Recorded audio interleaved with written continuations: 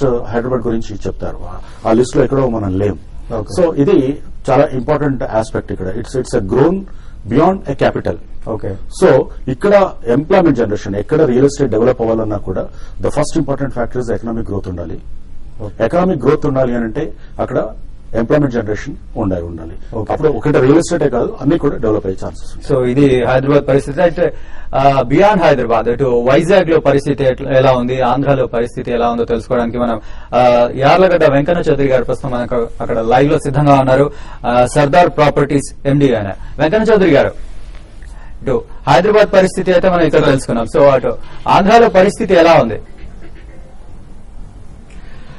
ఆంధ్రాలో ముఖ్యంగా ఇప్పుడు మనం 1956 నుంచి 80 వరకు ఒక ఎత్తు అయితే, అంటే హైదరాబాద్ పర్స్పెక్టివ్ తీసుకొని ఓకే, మా ఎప్రిడా ప్రెసిడెంట్ దశరథ్ రెడ్డి గారు చెప్పినట్టు గత 4 సంవత్సరాలు స్లోగా ఉంది కానీ హైదరాబాద్ అంతకుముందు 81 నుంచి 2000 వరకు చాలా మంచి స్థితిలో హైదరాబాద్ ఉంది.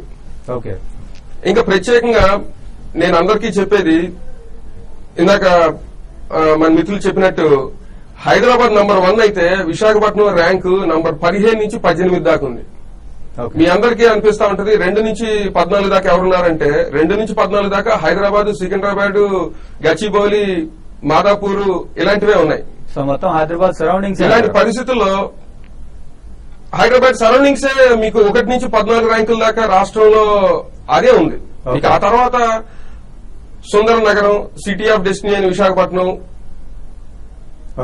పుణ్యనగరం, పుణ్యక్షేత్రం అని తిరుపతి, ఇలాంటి ఏదో తక్కువగా డెవలప్ అయింది. కానీ ఈ రోజు ఈ విభజన అనే సమస్య వచ్చిన తర్వాత అది అంత స్థాయిలో రేపొద్దున 25 సంవత్సరాలు, దానికి ముందు ఇంకో 25 సంవత్సరాలు రాష్ట్ర రాజధానిగా హైదరాబాద్ అయినంత శరవేగ అభివృద్ధి ఇటువైపు విశాఖపట్నంలో కానీ మిగతా ప్రాంతాల్లో కానీ జరిగే పరిస్థితులు కనపట్లేదు.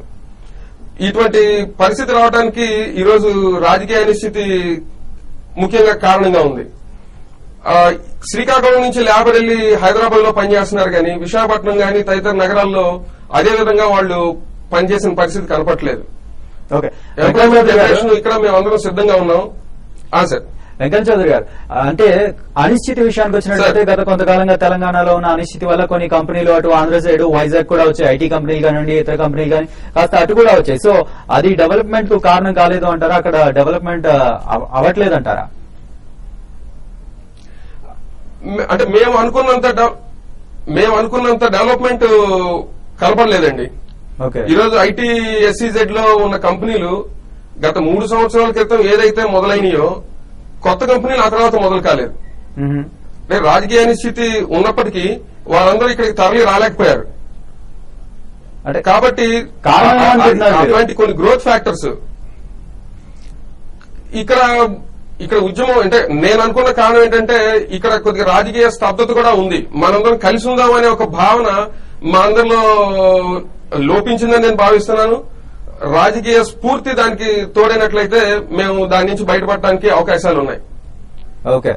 సో అలాగే దశరథ్ రెడ్డి గారు, సో 10 years హైదరాబాద్ ఉమ్మడి క్యాపిటల్ అన్నారు. సో ఇది హైదరాబాద్ రియల్ ఎస్టేట్ మీద ఎలాంటి ఎఫెక్ట్ చూపిస్తుంది? అంటే ఈ 10 years డెవలప్మెంట్ లో ఉండే తర్వాత డెవలప్మెంట్ తగ్గిపోతుంది అంటారా? ఎలా ఉంటుంది? దేర్ ఆర్ 3 reasons, అంటే 3 reasons మనం చెప్పుకోవచ్చు. ఒకటేమో అర్థమెటిక్ రీజన్ ఒకటి, రెండోది సైంటిఫిక్ రీజన్, మూడవది ఎమోషనల్. ఒకసారి అర్థమెటిక్ రీజన్ తీసుకుంటే 10 years కామన్ క్యాపిటల్ హైదరాబాద్ లో ఉన్నప్పుడు మీకు 2 అసెంబ్లీలు ఉంటాయి, 2 సీఎం ఉంటాడు, 2 సెక్రటరీస్ ఉంటాయి, ఆఫీసర్స్ అందరు ఎక్కువైపోతారు, ఇన్ఫ్రాస్ట్రక్చర్ కూడా బాగా డెవలప్ అవుతుంది. Then if you see scientifically ఇంతకుముందు చెప్పినట్లు నేను, the growth engines of Hyderabad is IT sector, pharma, education institutions. We call it as Hyderabad as a capital of education. We call it as a capital of health antam manamu. Ivanni ikkada unnanduku, as it is infrastructure anti ikkada unnanduku, well placed infrastructure unnanduku, ఎవరైనా ఇక్కడ రావాలంటే they can come and set up their offices within no time. దానికి real estate affordable ఉన్నందుకు, IT sector అనుకోండి లేకుంటే pharma అనుకోండి, anybody they can come here and start their office within no time. That is the reason అండి. అది కాకుండా if you take emotionally Hyderabad తోని రాయలసీమలో ఉన్నవారు అనుకోండి, ఆంధ్రాలో ఉన్నవారు అనుకోండి, తెలంగాణ ఉన్నవారు అనుకోండి, they are very affiliated, and they are very they have got very good connection with Hyderabad, all the 23 districts. Yes. 10 years capital ఇక్కడ ఉన్నప్పుడు, it is a 10 years is a long time. So 10 years ఉన్నప్పుడు, from all the 23 districts, they will be coming here only. They will be developing the infrastructure because of their capital, because it is a common capital. So growth అనేది చాలా బాగుంటుంది. Okay. 10 years తర్వాత ఏం జరుగుతుంది అనేది it's a long period. We can discuss later that. Okay. So Kiran గారు, దశరథ్ రెడ్డి గారు చెప్పినట్టు కామన్ క్యాపిటల్ అవడం వల్ల ఇక్కడికి వస్తున్నాడు. సో ఇంకొక యాంగిల్ చూసుకున్నట్లయితే ఇంకొక ఆంధ్రాలో ఒక క్యాపిటల్ క్రియేట్ అవడం కానీ, సో అక్కడ డెవలప్ చేయడం కానీ, సో ఇక్కడ ఆ ప్రాంతానికి చెందిన వాళ్ళు ఇక్కడికంటే అక్కడికి వెళ్ళడానికి ఎక్కువ మక్కువ చూపే అవకాశం లేదంటారా? అక్కడ రియల్ ఎస్టేట్ పెరిగే అవకాశం లేదంటారా? ఇక్కడ ఇంతకుముందు నేను చెప్పినట్టు ఇది ఒక ఫ్యాక్టర్, ఒక క్యాపిటల్ కాదండి. ఇక్కడ this is beyond metropolitan and beyond the cosmopolitan environment నుంచి ముందుకు వెళ్ళిపోయిన సిటీ ఇక్కడ. ఓకే. మీరు అంటే ఓన్లీ క్యాపిటల్ అయినందుకే కాదు దీని ఇంత ఇంపార్టెన్స్ ఉన్నది, Hyderabad it self has that importance అంటారు. ఎగ్జాక్ట్లీ. ఇక్కడ మనం పాపులేషన్ వైజ్ గా తీసుకుంటే ఆల్మోస్ట్ 8 lakh మలయాళీ పాపులేషన్ ఉందండి ఇక్కడ. Almost more than 1.5 lakh Punjabi population ఉంది. Bengali population is about 8 lakhs ఉన్నారు. అండ్ అదర్ మీరు మిగతా తమిళియన్స్ కానీ లేక కన్నడిగాస్ కానీ అవన్నీ తీసుకుంటే ఆల్మోస్ట్ 30-35 lakh పాపులేషన్ ఈ బయట నుంచి మైగ్రేట్ అయిన వాళ్ళు, గుజరాతీస్ కానివ్వండి వీళ్ళంతా కూడా, అండ్ గుజరాతీస్ అండ్ రాజస్థానీస్. సో ఇక్కడ ఈ స్టాటిస్టిక్స్ కనుక మీరు తీసుకుంటే ఇక్కడ ఎవరైనా ఇక్కడికి వచ్చిన తర్వాత even defence the biggest basis Hyderabad, India's one of the largest the sector. ఇక్కడ బేస్ ఇక్కడ హైదరాబాద్ లో ఉంది. ఇక్కడ ఉన్న వాళ్ళంతా ఇక్కడే రిటైర్ అవ్వాలి, రిటైర్ అయిన తర్వాత ఇక్కడ స్టే, ఇక్కడే వాళ్ళ ఫ్యూచర్ లైఫ్ ను అసోసియేట్ చేసుకోవాలనేటువంటి ఫ్యాక్టర్ మీరు చూస్తుంటారు ఇక్కడ. అంటే మీ పాయింట్ నాకు అర్థమైంది కిరణ్ గారు. సో నెక్స్ట్, ఓకే, మీరు చెప్పింది మనం ఒప్పుకున్నా. రెస్ట్ ఆఫ్ తెలంగాణ పరిస్థితి ఏంటి? ఒక హైదరాబాద్ మీదనే మనం కాన్సన్ట్రేట్ చేస్తున్నాం. తెలంగాణ అనేసరికి రియల్ ఎస్టేట్ హైదరాబాద్ లో బాగుంటుంది అనుకుంటున్నాం ఇందాక నుంచి. సో రెస్ట్ ఆఫ్ తెలంగాణ పరిస్థితి, ఆ హైదరాబాద్ పరిస్థితి ఏంటి? తెలంగాణ ఇక్కడ బేసిక్ గా గవర్నమెంట్ కూడా విజన్ ఎలా ఉండాలంటే, ఎప్పుడు టైర్ 2, టైర్ 3 సిటీస్ డెవలప్ అవడం అనేది చాలా చాలా క్రిటికల్ అండి ఇక్కడ. సో అప్పుడు ఏమవుతుందంటే సిటీ మీద ట్రాఫిక్ కంజెషన్స్ కానీ, లేకపోతే డెవలప్ అనేది ఒక రియల్ ఎస్టేట్ ప్లాట్లు అమ్మడం, లైక్ ఫ్లాట్స్, విల్లాస్ అమ్మడం ఒకటే కాదండి. సిటీ గ్రోత్ కి చాలా ఫ్యాక్టర్స్ ఉంటాయి. ఇప్పుడు బెంగళూరు ఎందుకు ఒక స్టేజ్ కి వచ్చిన తర్వాత గ్రోత్ ఆగిపోయింది?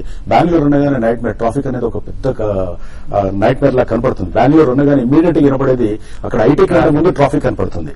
సో అలాంటి సిచ్యువేషన్ ఏ సిటీకి రాకుండా ఉండాలంటే ప్రాపర్ సోషల్ ఇన్ఫ్రాస్ట్రక్చర్ కానివ్వండి, లేకపోతే ట్రాఫిక్ ఫ్లో కానివ్వండి, ఇవన్నీ కూడా బ్యాలెన్స్ అవుతూ రావాలి. ఇది కాకుండా ఉండాలంటే టైర్ 2 సిటీస్, టైర్ 3 సిటీస్ కూడా డెవలప్ అవ్వాల్సిన అవసరం ఉంది.